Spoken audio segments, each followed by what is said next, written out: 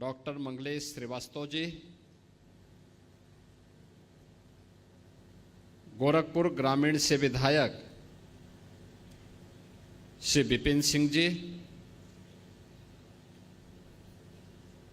उत्तर प्रदेश महिला आयोग की उपाध्यक्ष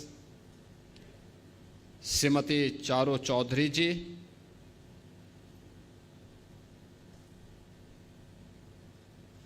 वरिष्ठ अधिवक्ता और श्री चित्रगुप्त मंदिर सभा की कार्यकारिणी को और पूरी सभा को जिनका निरंतर मार्गदर्शन प्राप्त होता है, ऐसे श्री हरिनंदन श्रीवास्तव जी, श्री चित्रगुप्त मंदिर सभा के नवनिर्वाचित अध्यक्ष श्री राजेश चंद्र श्रीवास्तव जी, नवनिर्वाचित मंत्री श्री अम्बरीश श्रीवास्तव जी, निवर्तमान अध्यक्ष श्री आलोक रंजन वर्मा जी, निवर्तमान मंत्री श्री शुभेंद्र सिंह श्रीवास्तव जी, नवनिर्वाचित कार्यकारिणी के हमारे सभी पदाधिकारीगण और आज के इस कार्यक्रम में उपस्थित श्री चित्रगुप्त महासभा से जुड़े हुए हमारे सभी उपस्थित बहन और भाइयों, मैं सबसे पहले श्री चित्रगुप्त मंदिर सभा की इस निवर्तमान कार्यकारिणी को, जिन्होंने अपने कार्यकाल की समाप्ति के बाद नवनिर्वाचित कार्यकारिणी को आज इस दायित्व का निर्वहन करते हुए इस पद को उन्हें सौंप रहे हैं, उन्हें धन्यवाद देते हुए नवनिर्वाचित कार्यकारिणी को हृदय से बधाई देता हूं, अपनी शुभकामनाएं देता हूं।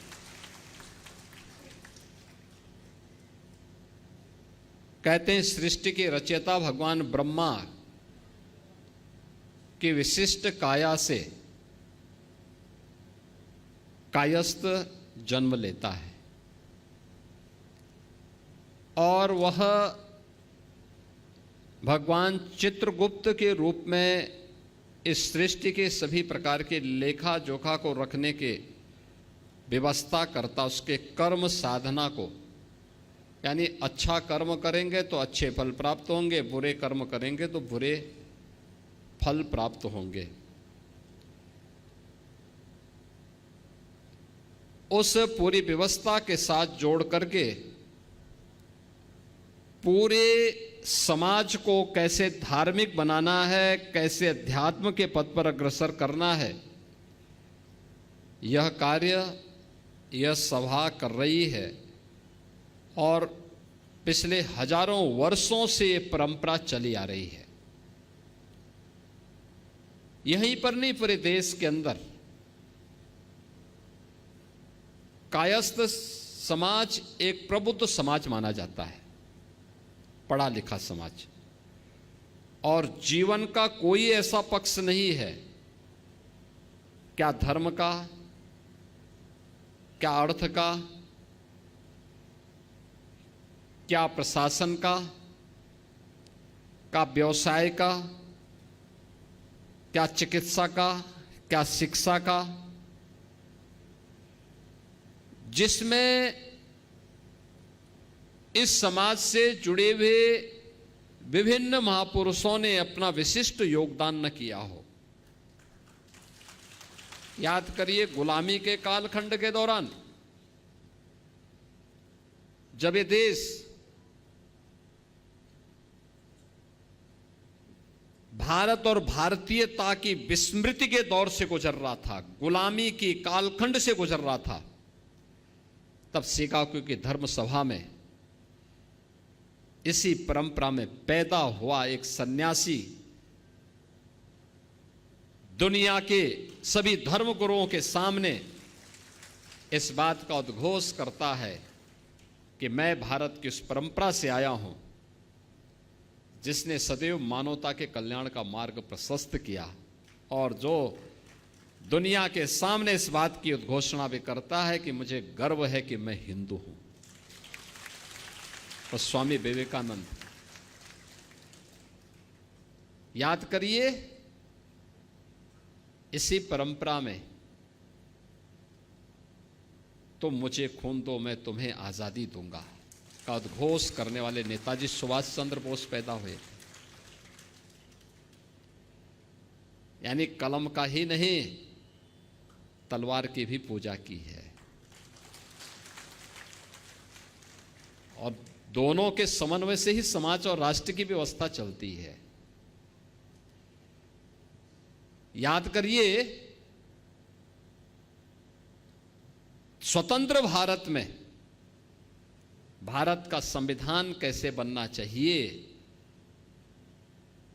उत्तर दक्षिण पूरब पश्चिम क्षेत्र, भाषा, जाति, मत, मजहब, इन सब को एक साथ एक मंच पर ला करके खड़ा कर ले कोई नाम, तो नाम आया डॉक्टर राजेंद्र प्रसाद जी का।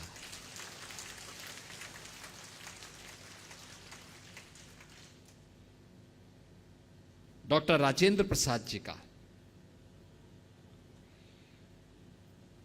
स्वतंत्र भारत में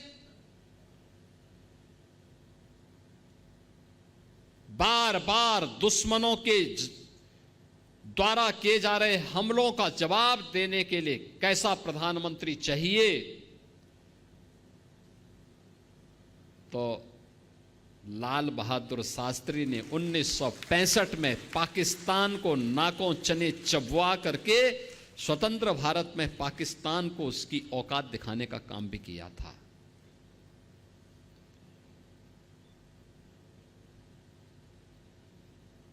कौन कहता है कि कायस्थ समाज केवल अपने कारोबार तक ही सीमित है, केवल कलम तक ही सीमित है। 1975 में जब लोकतंत्र का गला घोंटने का काम किया था, तब जयप्रकाश नारायण जी आगे आए थे, क्रांति का संघनाद उन्होंने किया था। और जब लोग ये बोलते थे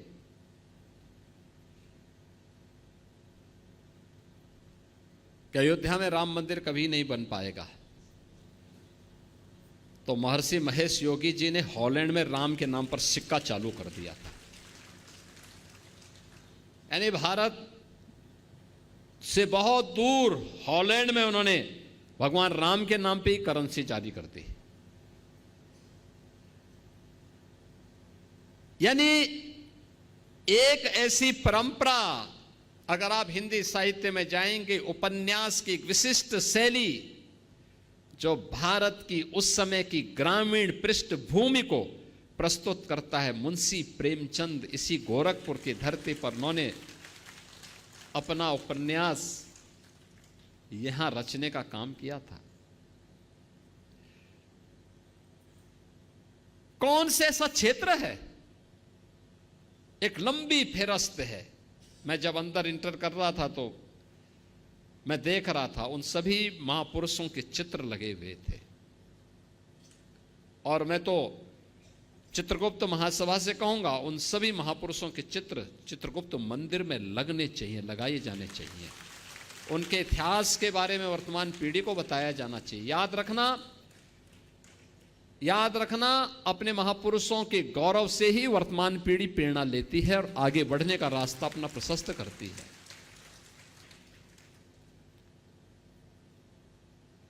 शालीनता और सज्जनता किसी भी व्यक्ति के अपने गुण हैं, अपने संस्कार हैं, लेकिन उस शालीनता और सज्जनता में भी राष्ट्र प्रेम और क्रांति के ज्वार छुपे हुए हैं। यह नेताजी सुभाष चंद्र बोस ने भी दिखाया था, जयप्रकाश नारायण जी ने भी दिखाया था, स्वामी विवेकानंद ने भी दिखाया था, और लाल बहादुर शास्त्री जी ने भी, और मुंशी प्रेमचंद की लेखनी ने भी। यानी कोई ऐसा दौर नहीं जब इस समाज ने देश के लिए बहुत कुछ न किया हो, बहुत कुछ योगदान न किया हो। हमेशा, और उसी के प्रति कृतज्ञता ज्ञापित करने के लिए जब उत्तर प्रदेश के अंदर हमें नेशनल लॉ यूनिवर्सिटी की स्थापना करनी थी तो मेरे सामने प्रस्ताव है, मैंने कहा भाई डॉक्टर राजेंद्र प्रसाद जी के नाम पर यह बनना चाहिए। प्रयागराज में हम डॉक्टर राजेंद्र प्रसाद जी के नाम पर लॉ यूनिवर्सिटी की स्थापना कर रहे हैं, क्योंकि उनकी जो साधना थी वो केवल अपनी जाति के लिए नहीं थी, देश के लिए थी, पूरे देश के लिए थे। डॉक्टर राजेंद्र प्रसाद जी पहले राष्ट्रपति थे जो माघ मेले में पूरे 1 महीने प्रयागराज में रहकर के भारत की सनातन परंपरा को मजबूती देने का काम करते थे। कुंभ के दौरान वहां रहते थे, प्रेसिडेंट सूट वहां बना हुआ है किले में, आज भी आप जाएंगे। डॉक्टर राजेंद्र प्रसाद जी की स्मृतियों को बार बार चिल्ला के कह रहा है।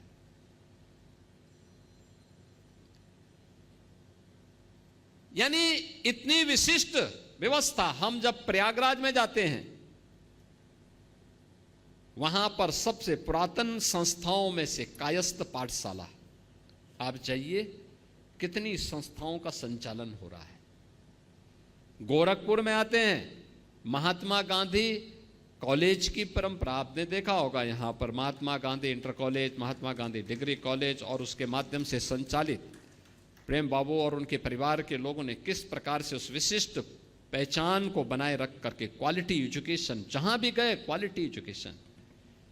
लेकिन ऐसा नहीं कि केवल उसमें कायस्थ के ही बच्चे पढ़े हों, ऐसा नहीं कि केवल वहां पे केवल कायस्थ के ही बच्चे नौकरी करते हों, पूरा समाज कर रहा है, सबके लिए दिया है। हां, विशिष्ट योगदान इस समाज ने किया, इस समाज के महापुरुषों ने योगदान किया। नेताजी सुभाष चंद्र बोस का योगदान पूरे समाज के लिए था। कौन सा ऐसा क्षेत्र है, वह विज्ञान का हो, पर्यटन का हो, चिकित्सा का हो, शिक्षा का हो, विधि का हो, हर क्षेत्र में पहले भी आज भी वह विशिष्ट योगदान उस रूप में चल रहा है। और यह विशिष्ट योगदान इसको अपने कार्यक्रमों का हिस्सा बना करके वर्तमान पीढ़ी को बताए जाने की आवश्यकता है कि नहीं भाई, ऐसा नहीं है, हमने केवल लेखा जोखा नहीं रखा है, बल्कि समाज की आवश्यकता के अनुरूप उस प्रकार की लीडरशिप भी दी है, उस प्रकार का नेतृत्व भी दिया है, और उस प्रकार के नेतृत्व के माध्यम से लोगों को एक नई दिशा भी देने का काम किया है।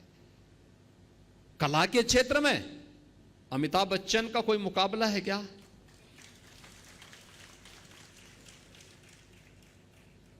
और आज भी आप मिलिए अमिताभ जी से,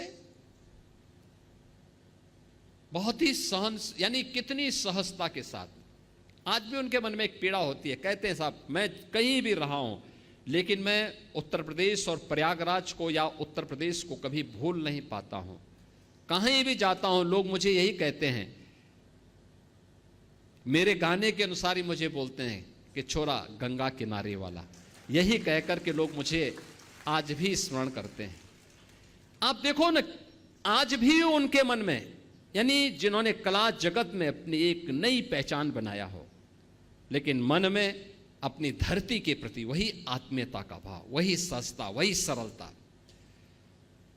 आपने देखा होगा गोरखपुर में शत्रुघ्न सिन्हा जी कई बार आए थे, कार्यक्रमों का हिस्सा बने थे। वही सहजता, वही सरलता, और इसीलिए समाज की पहचान बनती है ऐसे महापुरुषों से। उन महापुरुषों को सदैव स्मरण करना, उसको आगे बढ़ाना, जीवन के प्रत्येक क्षेत्र में हमारी वर्तमान पीढ़ी का मार्गदर्शन वहां से प्राप्त हो, उनके आदर्शों से प्राप्त हो, उससे हम प्रेरणा लें, उस प्रेरणा को अपने जीवन का हिस्सा बनाएं। क्योंकि ये जितने भी महापुरुषों के नाम हमने बोले हैं, ये सभी महापुरुष वो हैं जिनके बारे में हमारी पीढ़ी ने सुना है, जाना है और उनके कार्यों को नजदीक से देखा है। हमने भगवान चित्रगुप्त को नहीं देखा, उनके बारे में केवल सुना है, लेकिन हम लोगों ने स्वामी विवेकानंद के कार्यों को पूरा देश आज भी स्मरण करता है, उसको देखता है, महसूस करता है। डॉक्टर राजेंद्र प्रसाद जी के योगदान को, नेताजी सुभाष चंद्र बोस जैसा क्रांतिकारी हर भारतीय महसूस करता है। लाल बहादुर शास्त्री जी के योगदान को, जय जवान जय किसान का उनका नारा हर व्यक्ति स्मरण करता है। हर व्यक्ति के मन में जब नाम आता है, श्रद्धा से उसका मन झुक जाता है। मुंशी प्रेमचंद जी के बारे में कौन ऐसा साहित्य प्रेमी होगा जो श्रद्धा और सम्मान का भाव न रखता हो। यानी हर एक क्षेत्र में जो कार्य किया वो विशिष्ट था, और विशिष्ट कार्य को लेकर के हम सबको निरंतर अपने स्तर पर प्रयास करना चाहिए, हमारा प्रयास होना चाहिए। और इसीलिए मैं जो नवनिर्वाचित कार्यकारिणी को इस बारे में कहूंगा कि नवनिर्वाचित कार्यकारिणी इस बात को जरूर ध्यान में रखें कि जिन महापुरुषों ने श्री चित्रगुप्त मंदिर को बनाने में योगदान किया, आप उनके फोटो भी लगाइए, लेकिन सभागार में प्रेरणा वह होनी चाहिए, वह भी होनी चाहिए जो इस समाज से जुड़े हुए वे महानुभाव हैं, उन महापुरुषों के भी जो पूरे समाज को एक नई लीडरशिप दिए हैं। दूसरा, इस प्रकार की सामाजिक संस्थाओं के पदाधिकारी और सामाजिक संस्थाओं की भूमिका होनी चाहिए कि समाज के अच्छे कार्यों को हाईलाइट करना, और अगर कहीं कोई बुराई है उस बुराई को दूर करने के लिए अपने स्तर पर प्रयास करना, उस बुराई को दूर करना, समाज को उससे दूर रखना। आपस में मिलन के कार्यक्रम समय समय पर होते रहने चाहिए। कुछ विशिष्ट लोगों को अपने कार्यक्रम का हिस्सा बनाया जाना चाहिए। देश और दुनिया के अंदर समाज से जुड़े हुए कौन से लोग विशिष्ट योगदान दे रहे हैं, उसका भी लेखा जोखा आपके पास होना चाहिए। अगर ये सब कर लेंगे तो वास्तव में हमारी सामाजिक संस्थाएं अपने कर्तव्यों का निर्वहन करते हुए उन महापुरुषों के आदर्शों को अपने जीवन में अंगीकार कर पाएंगे, जिन महापुरुषों ने अपने योगदान से न केवल समाज को गौरवान्वित किया बल्कि राष्ट्र को एक नई दिशा दी थी। और श्री चित्रगुप्त महासभा एक प्रगतिशील सामाजिक संगठन होने के नाते इस दायित्व का निर्वहन करेगी, यह मुझे पूरा विश्वास है। अभी यहां पर हमारे वरिष्ठ अधिवक्ता से हरिनंदन श्रीवास्तव जी ने जो बात कही बख्शीपुर चौराहे के बारे में, मैंने महापौर जी से कहा है आप इसका प्रस्ताव बनाइए, और ये तो अच्छी बात है कि अगर चित्रगुप्त मंदिर सभा उस चौराहे के सुंदरीकरण के साथ जुड़ता है और उसके रखरखाव के साथ जुड़ता है, और ये दायित्व दिया जाना चाहिए, मंदिर सभा को दिया जाना चाहिए, और भगवान चित्रगुप्त के नाम पर ही उसकी पहचान भी वहां पर बननी चाहिए। और सौभाग्य से वहां पर उस पूरे क्षेत्र में कलम और दवात की पूजा ही नहीं होती, बल्कि उसके बारे में पूरे गोरखपुर और इस पूरे क्षेत्र के लोग वहीं से खरीदारी करने के लिए भी आते हैं। उस रूप में भी उसको एक पहचान तो मिलनी ही चाहिए। यहाँ पर अन्य जो भी कार्य हों, हमें उन सभी सामाजिक कार्यक्रमों के साथ जुड़ना चाहिए, उन कार्यक्रमों को आगे बढ़ाते रहना चाहिए। और आपको तो वैसे भी यहाँ पे प्रतिनिधि के रूप में बहुत अच्छे लोग मिले हैं, महापौर जी भी यहाँ पर हैं, हरिनंदन जी भी हैं, सौरभ श्रीवास्तव भी हैं, और भी अन्य लोग हैं, और ये सभी लोग मिलकर के यहाँ नई कार्यकारिणी को संबल प्रदान करेंगे, पुराने और नए मिलकर के और वरिष्ठ जनों का आशीर्वाद लेकर के इस कार्यक्रम को आगे बढ़ाएंगे। कोई कारण नहीं कि चित्रगुप्त महासभा गोरखपुर की एक सबसे अग्रणी सामाजिक संस्था के रूप में अपनी पहचान बनाने में सफल हो पाएगी, इसमें कोई संदेह नहीं होना चाहिए। आपकी इस प्रगतिशील सोच के लिए मैं आप सबको हृदय से धन्यवाद देता हूँ, नई कार्यकारिणी को बधाई देता हूँ, और आपको इस बात के लिए आश्वस्त करता हूँ कि गोरक्षपीठ की ओर से भी और प्रदेश सरकार की ओर से भी हम लोग आपके साथ में हैं, हमेशा आपको हर प्रकार के सहयोग करने के लिए पूरी प्रतिबद्धता के साथ आपके साथ खड़े रहेंगे। इस विश्वास के साथ मैं आप सबके प्रति अपनी शुभकामनाएं देते हुए अपनी वाणी को विराम देता हूं। धन्यवाद। जय हिंद।